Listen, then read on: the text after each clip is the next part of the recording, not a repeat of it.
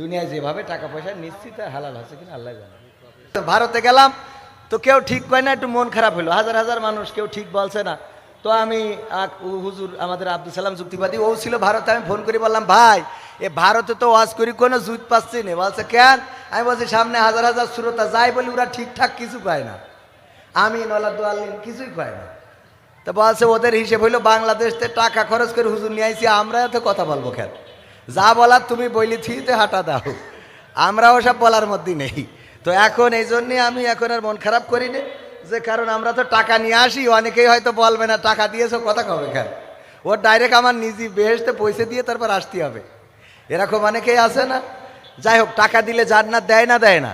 আল্লাহ ঘোষণা দিয়েছেন, ইন্নাল্লাহ আশতারা মিনাল মুমিনিনা আনফুসাহুম ওয়া আমওয়ালাহুম বিআন্না লাহুমুল জান্নাহ। যারা মাল এবং জান আল্লাহর রাস্তায় দেয়, আল্লাহ রাব্বুল আলামিন বিনিময়ে কি দিয়ে দেয়?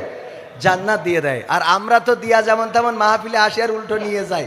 সুতরাং আমাকে যে কি হবে, খেলা হবে, আল্লাহ সেই ভালো জানে, আল্লাহ যেন মাফ করে দেয়, বলেন আমিন। আবার ঝামেলাও আছে, না নিলেও সমস্যা।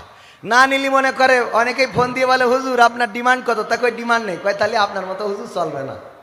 আর এক জ্বালা, ডিমান্ড নেই করলি কয় ও হুজুর দাওয়াত দেওয়া যাবে না, ও তো কোনো ডিমান্ডই নেই, দাওয়াত হয় না।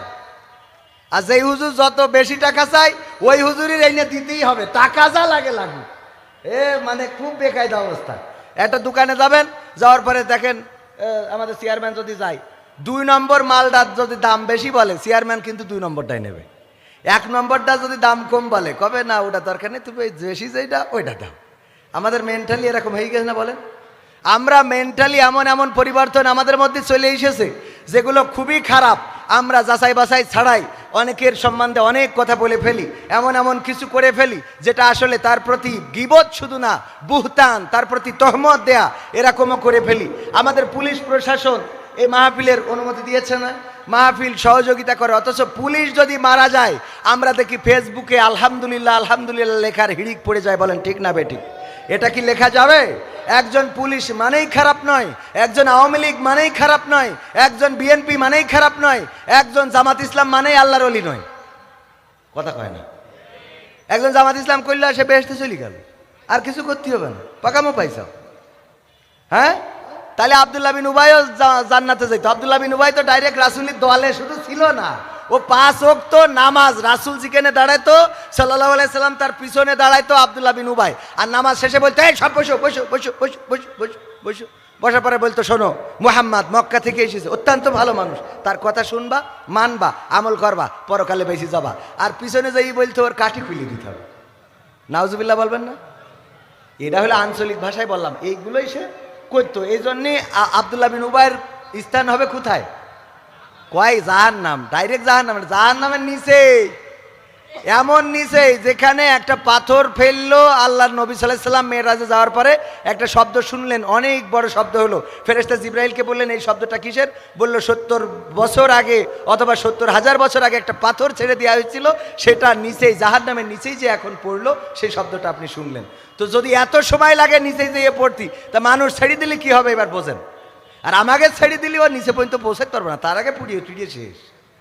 হ্যাঁ, কারণ জাহান্নামের আগুন, তবে শেষ কেউ হবে, শেষ হবে, পুড়ে যাবে, আবার নতুন চামড়া গজাবে।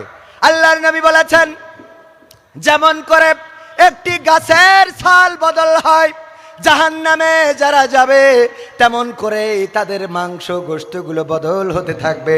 জাহান্নামে পুড়বে, গোশতগুলো পুড়ে ছারখার হয়ে যাবে, আবার নতুন গোশত গজিয়ে যাবে, মাথার ঘেনুগুলো টকবক করে ফুটে পড়ে যাবে। ওই জাহান্নামের এত কঠিন ভয়াবহ শাস্তি যে সবাই যখন পানি পানি বলে চিৎকার করবে, কোরআনেও এসেছে তাদেরকে গরম পুজ এবং পচা রক্ত খাইতে দেওয়া হবে, যেটা পান করার পরে পেটের মধ্যে নাড়ি ভুড়িগুলো নিচ দিয়ে বের হয়ে যাবে। এমন কঠিন শাস্তি হবে জাহান্নামে। ওগো আমার ভাইয়েরা, অথচ আল্লাহ রাব্বুল আলামিন জান্নাতে রেখেছেন পুরাটাই উল্টো।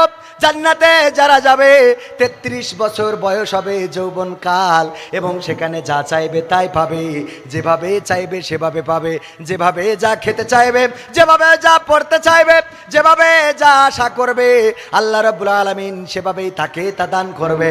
আমি যখন কলেজে ইন্টারে পড়তাম, আমার ইসলাম শিক্ষার যিনি শিক্ষক ছিলেন উনি বললেন, আমরা চায়ের দোকানে যখন ওই যে কারিনা কাপুর, ঐশ্বরিয়া রায় ওদের নাচ হয় মানুষেরা দেখে, আমাদেরও তো ঝোঁক লাগে।